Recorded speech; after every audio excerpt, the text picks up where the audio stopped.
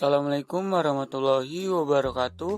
Perkenalkan, nama saya Fatur Nadil Umam, nomor pokok mahasiswa 20106310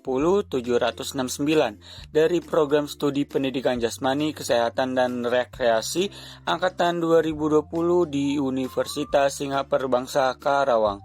Nah, baik, kita lanjut saja ke pembahasan mengenai pengelolaan peserta didik.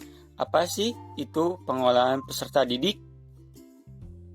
Pengolahan peserta didik adalah penataan dan pengaturan terhadap kegiatan yang berkaitan dengan peserta didik, mulai masuk sampai keluarnya peserta didik tersebut dari lembaga pendidikan atau sebuah institusi pendidikan.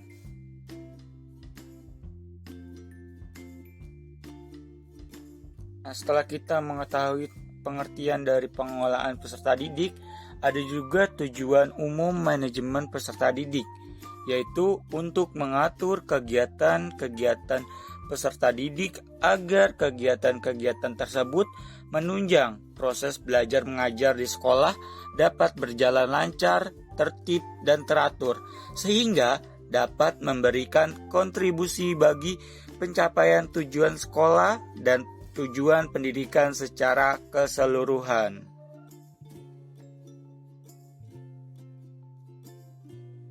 Secara umum, fungsi manajemen peserta didik adalah sebagai wahana bagi peserta didik untuk mengembangkan diri secara optimal mungkin, baik yang berkenaan dengan segi-segi individualitasnya, segi sosialnya, segi aspirasi, dan segi-segi potensi peserta didik lainnya.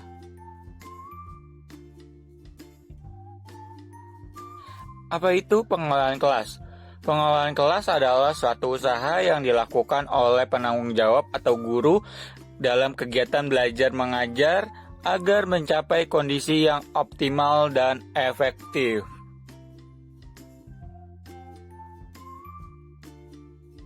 Peran guru dalam strategi pengelolaan kelas. Yang pertama, guru sebagai demonstrator. Artinya, guru adalah acuan bagi peserta didiknya. Oleh karena itu, segala tingkah laku yang dilakukannya sebagian besar akan ditiru oleh siswanya.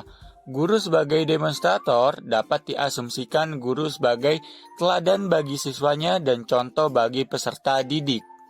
Yang kedua, guru sebagai evaluator. Evaluator adalah penilaian rangkaian pembelajaran, karena setiap pembelajaran pada akhirnya adalah nilai yang dilihat baik kuantitatif maupun kualitatif. Manfaat evaluasi bisa digunakan sebagai umpan balik untuk siswa sehingga hasil nilai ini bukan hanya suatu poin saja, melainkan menjadi solusi untuk mencari kelemahan di pembelajaran yang sudah diajarkan. Yang ketiga, guru sebagai pengelolaan kelas. Guru sebagai pengelolaan kelas agar anak didik betah tinggal di kelas dengan motivasi yang tinggi untuk senantiasa belajar di dalamnya. Beberapa fungsi guru sebagai pengelolaan kelas yaitu merancang tujuan pembelajaran, mengorganisasi beberapa sumber pembelajaran, memotivasi, mendorong dan menstimulasi siswa. Ada dua macam dalam memotivasi belajar. Bisa dilakukan dengan hukuman atau dengan reward, mengawasi segala sesuatu apakah berjalan dengan lancar apa belum dalam rangka mencapai tujuan pembelajaran. Yang keempat, guru sebagai fasilitator. Seorang guru harus dapat menguasai benar-benar materi yang akan diajarkan, juga media yang akan digunakan, bahkan lingkungan sendiri juga termasuk sebagai sumber belajar yang harus dipelajari oleh seorang guru. Keterampilan untuk merancang media pembelajaran adalah hal yang pokok yang harus dikuasai sehingga pembelajaran yang akan diajarkan bisa dapat terserap dengan mudah oleh peserta didik. Media pembelajaran di dalam kelas sangat banyak sekali macamnya, misalkan torso, chart market, LCD, OHP atau OHT, dan lain-lain. Di dalam pengelolaan kelas terdapat teknik pembinaan kedisiplinan kelas. Yang pertama, teknik inner control.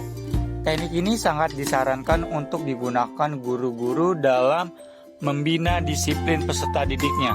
Teknik ini membutuhkan kepekaan atau penyadaran akan tata tertib dan pada akhirnya disiplin harus tumbuh dan berkembang dari dalam peserta didik itu sendiri. Dengan kata lain, peserta didik diharap dapat mengendalikan dirinya sendiri. Yang kedua, teknik external control. Teknik ini mengendalikan diri dari luar berupa bimbingan dari penyuluhan.